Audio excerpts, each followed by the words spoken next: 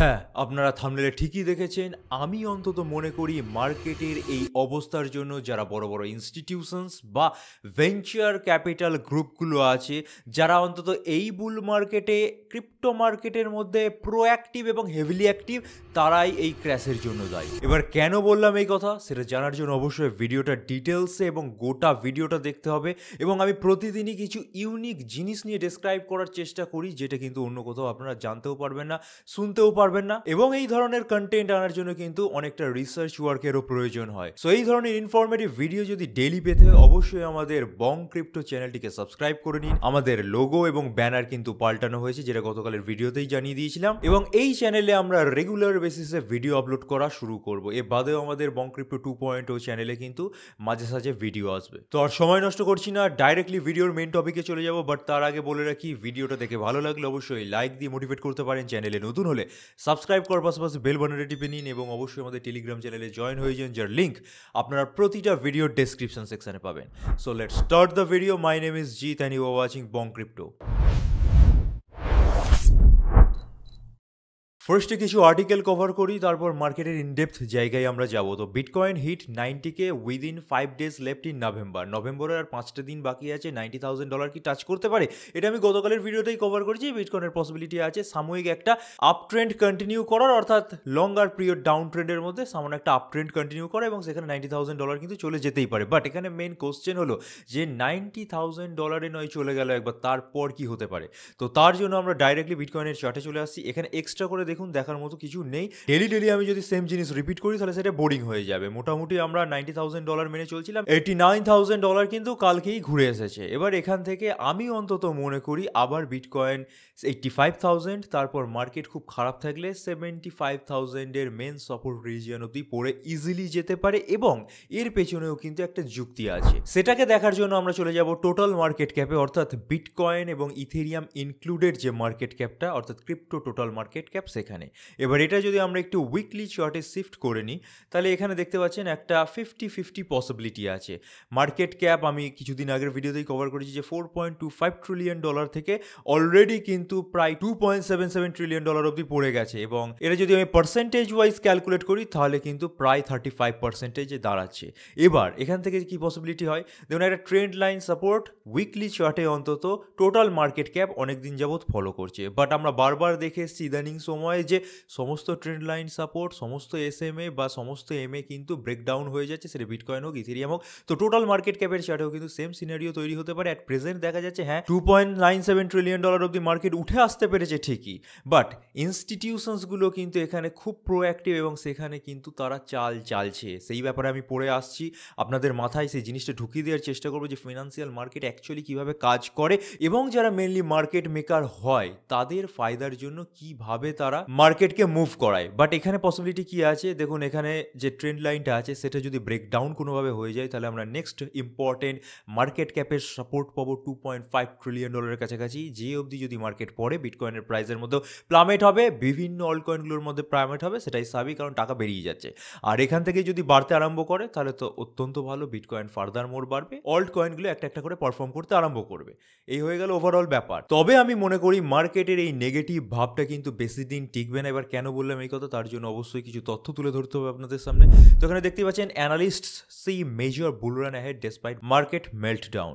তো গতকালই আমি USDT বা স্টেবল কয়েনগুলোর ডমিনেন্স দেখিয়েছিলাম এবং বলেছিলাম যে USDTর ডমিনেন্স মাত্রাধিক বাড়ছে এবং 6.something% কাছাকাছি পড়ে আছে। সেখান থেকে যদি 5% কাছাকাছি না নামে খুবই বিপদ অপেক্ষা করছে। বাট এখানে আরেকটা ডায়াগ্রাম উঠে আসে, যেটাকে আমি একটু বড় করে নিচ্ছি, আশা করি আপনারা ক্লিয়ারলি ভিজিবল। এখানে উইকলি চার্টের মার্কেটের ডমিনেন্সগুলো, অর্থাৎ USDT ডমিনেন্সগুলো, এবং এখানে তলায় স্টকাস্টিক RSI লাগানো আছে। আমরা বারবার দেখে এসেছি মোটামুটি যখন USDT ডমিনেন্স 6.3 কি 6.25% আশেপাশে টাচ করে তখন স্টকাস্টিক RSI এর মধ্যে একটা ডাউনওয়ার্ড মুভমেন্ট বারবার দেখতে পেয়েছি। এর আগেও আপনারা দেখতে পাচ্ছেন গোল করে দেখানো আছে এবং সেখান থেকে কিন্তু একটা হ্যামার লাইক এফেক্ট তৈরি হয়েছে, তারপর তলায় পড়েছে। যেটা আমরা মেনলি চাইছি অ্যাট প্রেজেন্ট সিচুয়েশনে, যে অন্তত USDT বা স্টেবল কয়েনগুলোর ডমিনেন্স পড়ুক, যাতে করে ক্যাশ ফ্লো অল্ট কয়েনগুলোতে যাক বা বিটকয়েনে যাক।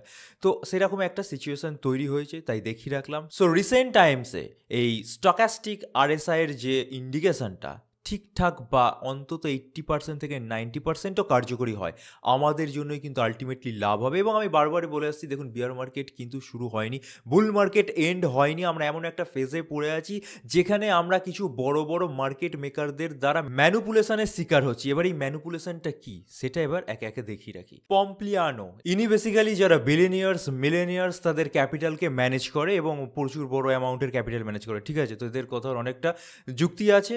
ইনি বেসিক্যালি বলতে চাইছেন গতকালের ভিডিওতে যেটা কভার করেছিলাম, যে এই মার্কেট আমি অন্তত দেখে আসছি, অর্থাৎ আমি বলতে কিন্তু এখানে পম্পিলিয়ানোর কথা আমি বোঝাচ্ছি, ঠিক আছে? তো ইনি বারবার দেখে আসছে যে বিটকয়েন বা ক্রিপ্টো মার্কেটটা এমন মার্কেট যেটা তাদের ইনভেস্টারদের বারবার চান্স দেয়, যেটা আমি গতকালের ভিডিওতে কভার করেছি। কিন্তু এই মার্কেট বারবার চান্স দেয়, যখন বাড়ে তখন হয়তো ম্যাক্সিমাম 1-2 সপ্তাহ কি 1 মাস, ম্যাক্সিমাম 1.5 মাস টাইম নেয়, তার মধ্যে maximum percentage of return generate করে দেয়। তার আগে সেটা 4 বছর হোক 5 বছর হোক, রিগোরাসলি যারা ইনভেস্টার তাদেরকে চান্স দেয় যে জায়গায় পড়ে আছে সেখান থেকে কিনে নেওয়ার, এবং সেটাই কিন্তু এখানে বলেছে। এবার এখানে ইনস্টিটিউশনসদের হাত কোথায় আছে সেই বিষয়ে বলার আগে নেক্সট আমি আর্টিকেলটা দেখাবো, তারপর আপনারা এই দুটো আর্টিকেলের মধ্যে লিঙ্ক নিজেরাই প্রতিস্থাপন করতে পারবেন, আমি ডেসক্রাইব করে দেবো, তার কোনো চিন্তা নেই। তো এই বছর বুল মার্কেট স্টার্ট হওয়ার অনেক আগে থেকে বলে আসছি, দেখুন ইনস্টিটিউশনসগুলো হাইপার অ্যাক্টিভ আছে। এর আগের বুল মার্কেটে এত পরিমাণ ইনস্টিটিউশনস বা ভেঞ্চার ক্যাপিটালিস্ট গ্রুপগুলো কিন্তু এই মার্কেটে এত হেভিলি ইনভেস্টেড ছিল না। মাইক্রো স্ট্র্যাটেজির নাম কিন্তু আগের বছরের বুল মার্কেটে আমরা পাইনি। মেটা প্ল্যানেটের নাম তো ইদানিং পাওয়া যাচ্ছে, যারা লক্ষ লক্ষ বিটকয়েন পারচেস করছে। তো কিছু তো একটা জিনিস এরা বুঝেছে, যার জন্য এই এত বড় বড় বিলিয়ন্স ডলারের কোম্পানিরা এই মার্কেটের মধ্যে পুঁজি বিনিয়োগ করছে। নেক্সট আর্টিকেলে আপনারা দেখতেই পাচ্ছেন, crypto VC activity hits $4.6 billion in quarter 3 বলতে July August September. July August market বেড়েছে, আমিও জানি। সেপ্টেম্বরের লাস্ট থেকে কিন্তু মার্কেট প্লামেট হয়ে গেছে, এবং সেই প্লামেটের মুহূর্তে ভেঞ্চার ক্যাপিটালিস্ট গ্রুপগুলো এমন কি বুঝেছে যারা এত বিলিয়ন্স অফ ডলার ইনভেস্ট করেছে। একটু যদি আর্টিকেলটা রিসেন্ট টাইমসে দেখতে পাচ্ছেন, despite remaining below 2021-2022 bull market level, venture activity remains active and healthy overall. Sectors like stablecoins, AI, blockchain infrastructure and trading continue to draw deals and dollars, and pre-seed activity remains consistent. তো এরা কিছু তো বুঝেছে।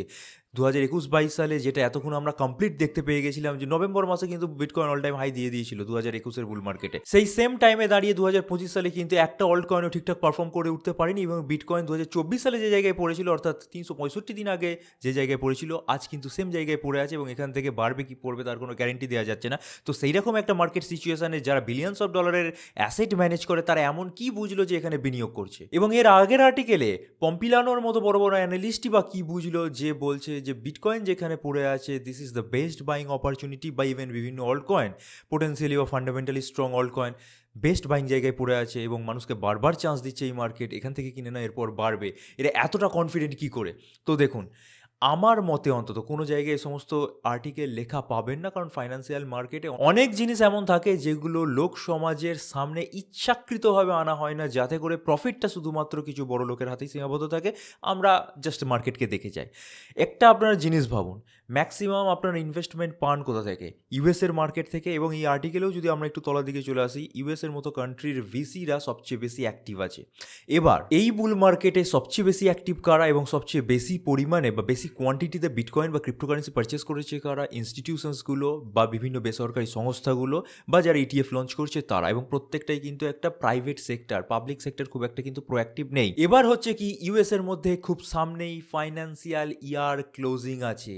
কোনো একটা company তার কত profit হলো তার ওপর একটা অডিট হয় ফাইন্যান্সিয়াল ইয়ারের শেষে গিয়ে, এবং তার ওপর তাদেরকে ট্যাক্স দিতে হয়। তো আশা করি আপনারা 2-2-4 করতে পারছেন। সামনেই ফাইন্যান্সিয়াল ইয়ার ইউএসের মধ্যে ক্লোজ হবে। বড় বড় ইনস্টিটিউশনসরা যেখান থেকে হোক বা যেভাবে হোক billions of dollar millions of dollar কামিয়েছে, তার ওপর যাতে ট্যাক্সকে বাইপাস করা যায়, তার জন্য কিন্তু তারা এই মার্কেটে হেভিলি ইনভেস্ট করছে, এবং এই মার্কেটকে তারা মিলিতভাবে ফেলেছে। অর্থাৎ তারা ওভারঅল গিয়ে বছরের এন্ডে দেখাবে আমাদের ইনভেস্টমেন্ট তো লসে রান করছে, তো আমরা ট্যাক্সটা দেবো কেন? এবং কোনো একটা ইনভেস্টমেন্ট প্রোডাক্টের ওপরে কিন্তু যতক্ষণ না সেটার গেন হচ্ছে, অর্থাৎ ক্যাপিটালের গেন হচ্ছে, ক্যাপিটাল গেন ট্যাক্স বলা হয়ে থাকে যেটাকে, ততক্ষণ কিন্তু ট্যাক্স দিতে হয় না, এবং যতক্ষণ ইনভেস্ট থাকছে অ্যামাউন্টটা, যতক্ষণ না আমি তুলে নিচ্ছি, ততক্ষণ কিন্তু ট্যাক্স দিতে হয় না, এবং ওভারঅল ওয়ার্ল্ড ওয়াইড এটাই কিন্তু অ্যাভারেজ একটা নিয়ম। সো বুঝতে পারছেন ইনস্টিটিউশনসগুলো হেভিলি ইনভেস্টেড, এবং তারা যাতে ট্যাক্সকে বাইপাস করা যায় তার মেকানিজম হিসেবে এই মার্কেটকে কাজে লাগাচ্ছে। এবং আমরা আপনার মতো লোক যারা রিটেলার সামান্য অ্যামাউন্ট নিয়ে এসছে, যারা এত দূরের চিন্তা ভাবনা করতে পারি না, শিকার হয়ে যাচ্ছে এদের মার্কেট ম্যানিপুলেশনের। সো একটু চোখ কান খুলে রাখুন, ফাইন্যান্সিয়াল মার্কেটে এসছেন, এখানে টাকা যেভাবে খুশি, যেমনভাবে খুশি, যখন খুশি লাগিয়ে দেবেন আর সেটার উপর আপনি রিটার্ন জেনারেট করে নিয়ে চলে যাবেন, সেটা কিন্তু হতে পারে না। কারণ আপনার যা যা অ্যাক্টিভিটি, সেটা আপনার অর্ডার বুক হোক বা আপনার ক্যাশ মেমোরির মাধ্যমে হোক, বড় বড় মার্কেট মেকাররা কিন্তু ট্র্যাক করছে, এবং সেই ট্র্যাকের অপোজিটে তারা বিলিয়নস অফ বা ট্রিলিয়নস অফ ডলারের পজিশন নিয়ে বসে আছে। সো তারা চাইবে না তাদের প্রফিট আপনি খেয়ে নিয়ে বেরিয়ে যান। এবং এই যে সিচুয়েশন হয়েছে, সেটা আমি অন্তত মনে করি ইউএসের বা বড় বড় যে সমস্ত কান্ট্রিগুলো আছে, ফাইন্যান্সিয়াল ইয়ার ক্লোজিং হওয়ার পরই ঠিকঠাক জায়গায় পৌঁছবে এবং ঠিকঠাক লেভেল অবধি যাবে, যেখান থেকে বাকি অল কয়েনগুলো পারফর্ম আরম্ভ করবে, ইভেন বিটকয়েন আবার একটা নতুন অল টাইম হাই দেবে। সো আশা করি ক্লিয়ার কাট বলে দিতে পেরেছি, এবং আপনাদের মাথায় একটা ক্লিয়ার ধারণা ঢুকিয়ে দিতে পেরেছি যে যাদের হাতে এখন মার্কেটের মুভমেন্ট নিয়ন্ত্রণ করছে, তারা কিভাবে তাদের ফায়দার জন্য মার্কেটে ম্যানিপুলেশন আনছে। আচ্ছা, এ বাদেও আরও একটা ভালো নিউজ উঠে আসছে, সেগুলোর দিকে চলে যাই। শর্ট টার্ম এসওপিআর কিন্তু বিটকয়েনের এই সাময়িক পাম্প হয়েছে, মোটামুটি 85-84 কাছাকাছি পড়ে গেছিল, 89 অব্দি উঠে দাঁড়িয়েছে। তার জন্য লেভেল 1 অব্দি উঠে এসেছে, এবং মিড লেভেল অর্থাৎ 0 লেভেল থেকে ওপরে যাওয়া মানে আমরা মার্কেটের মধ্যে একটু পরিস্থিতির সুধার এক্সপেক্ট করতে পারি। আরও একটা ভালো নিউজ আছে, দেখতে পাচ্ছেন রিস্ক অফ সেলিং, অর্থাৎ বড় বড় যারা মার্কেট মেকার লসে আছি সেটা জানানোর জন্য মার্কেটকে ফল করাচ্ছিল, তাদের মধ্যে থেকে কিছু জন অন্তত বা কিছু হোয়েলস সেলিং প্রেসার কমিয়েছে, এবং সেলিং প্রেসার একদম আটমোস্ট লেভেল অর্থাৎ সেলিং পয়েন্টে টাচ করে গেছিল। তার মানে বুঝতে পারছেন কত বিটকয়েন সেল হয়েছে শুধুমাত্র মার্কেটকে তলায় আনার জন্য। এবং আলটিমেটলি আমি তো একটা পয়েন্ট বললাম যে এইভাবে ট্যাক্স বাঁচাচ্ছে তারা, আরও তাদের মাথায় অন্যান্য অনেক প্ল্যান থাকতে পারে যেটা আমরা ইভেন ধরতেও পারবো না। ঠিক আছে, তো যাই হোক, এখানে দেখতে পাচ্ছেন সিলিং পয়েন্ট টাচ করার পর সেলিং প্রেসার বেশ খানিকটা কমেছে, মার্কেটের মধ্যে মোটামুটি আমরা সুধার এক্সপেক্ট করতেই পারি। তো ওভারঅল একটা bitcoin oriented, market oriented news cover করে দিলাম। এবার ইথেরিয়াম ওরিয়েন্টেড কিছু নিউজ উঠে আসছে। ETH hidden bull setup gains strength as analysts point to a 75% path toward $4,900 কাছাকাছি। তো এটা হতে পারে কিনা তার জন্য আমাদের ডাইরেক্টলি চার্টে চলে যেতে হবে। চলে এসেছি আমরা ইথেরিয়ামের ডেলি চার্টে, এবং এখানে একটা হিডেন বুলিশ ডাইভারজেন্স তৈরি হয়েছে। আশা করি আপনারা বুঝতেই পারছেন, কারণ এই যে ডাইভারজেন্স, আরএসআই এর মুখ তলার দিকে, প্রাইসের লেভেল ওপর দিকে, এটা একটা হিডেন বুলিশ ডাইভারজেন্স। এখান থেকে প্রাইসের মধ্যে কিন্তু ইজিলি একটা জাম্প হওয়ার পসিবিলিটি আছে। হ্যাঁ, তবে 75% কিন্তু হবে না, সেটা স্বাভাবিক। তবে আপনারা কিন্তু ইজিলি এক্সপেক্ট করতে পারেন $3,000 থেকে $3,500 অব্দি ইথেরিয়ামের প্রাইস কিন্তু পৌঁছে যেতে পারে, মার্কেট যদি মোটামুটি এরকম স্টেবল থাকে। এ বাদেও ইথেরিয়ামের মধ্যে একটা হোয়েলস আবার অ্যাক্টিভেট হয়েছে, এবং পুরোনো কালের হোয়েলস, ঠিক আছে, এবং ব্যাপক পরিমাণে এরা ইথেরিয়াম অ্যাকুমুলেট করে। রিসেন্ট টাইমসে $8 মিলিয়ন দিয়ে 2700 খান ইথেরিয়াম কিন্তু বাই করেছে। তো এই নিউজটা কভার করে দিলাম। গতকালই বলেছি এক্সআরপি রিলেটেড যে গ্রে স্কেলের ইটিএফ লঞ্চ হয়ে গেছে। এখানে দেখতেই পাচ্ছেন যে গ্রে স্কেলের ইটিএফ কিন্তু সোমবার থেকে নিউ ইয়র্ক স্টক এক্সচেঞ্জের মধ্যে শুরু হয়ে গেছে। এর পাশাপাশি আরও একটা ভালো নিউজ উঠে আসছে XRP related. Franklin Templeton and Bitwise এরাও কিন্তু এক্সআরপির ইটিএফ আনার জন্য এসইসির কাছে ফাইলিং করেছিল, তাদেরগুলো অ্যাপ্রুভ হয়ে গেছে। সো এক ঝটকায় তিনটে সংস্থার ইটিএফ এক্সআরপি ইটিএফ অ্যাপ্রুভাল পেয়ে গেল। এবং আমরা যদি একটু এক্সআরপির চার্টে চলে আসি, আপনারা ইজিলি দেখতে পাবেন প্রাইসের মধ্যে ভালো একটা সার্চ দেখা গেছে, এবং এটাকে আমরা একটু উইকলিতেই শিফট করে নিই, তাহলে আপনাদের বোঝাতে সুবিধা হবে। তো মেন যেখানে পড়েছিল, অর্থাৎ আগের বারের টপ 2021 সালের টপ, সেই লেভেলটাকে এক্সআরপি সাপোর্ট হিসেবে কাজে লাগিয়েছে, এবং এর তলে কিন্তু যায়নি, এখান থেকে উঠে দাঁড়ানোর চেষ্টা করছে। তবে এই যে ডায়াগ্রাম আমি কিছুদিন আগে আপনাদেরকে দেখিয়েছিলাম, সেটা কিন্তু ব্রেকডাউন হয়ে গেছে। তো মেন যে এখন প্রবণতা থাকবে বা মেন যেটা করতে হবে এক্সআরপিকে, সেটা কিছুটা ভলিউমের সার্চ দেখিয়ে এই ট্রেন্ড লাইনের মধ্যে ঢুকতে হবে। তারপর কিন্তু ফার্দারমোর ইথেরিয়ামের বাড়া বা কমা নির্ভর করছে। আচ্ছা, তার সাথে সাথে আমি এটাও বলেছিলাম ডোজ কয়েনের মধ্যেও কিন্তু ইটিএফ লঞ্চ হয়ে গেছে গ্রে স্কেলের, এবং সেই কারণের জন্য আমরা যদি একটু ডোজ কয়েনের চার্টে চলে আসি, তাহলে কিন্তু আপনারা ইজিলি দেখতে পাচ্ছেন ডোজ কয়েনও প্রায় 0.15 বা 15 সেন্টের যে সাপোর্টটা আছে সেটাকে ভালোভাবে কাজে লাগিয়েছে, এবং নেক্সট রেজিস্ট্যান্স ডোজ কয়েনের জন্য প্রায় 20 সেন্টের কাছাকাছি আছে। তো এই পার্টিকুলার রেঞ্জের মধ্যে কিন্তু ডোজ কয়েনের প্রাইস ঘোরাফেরা করতে পারে।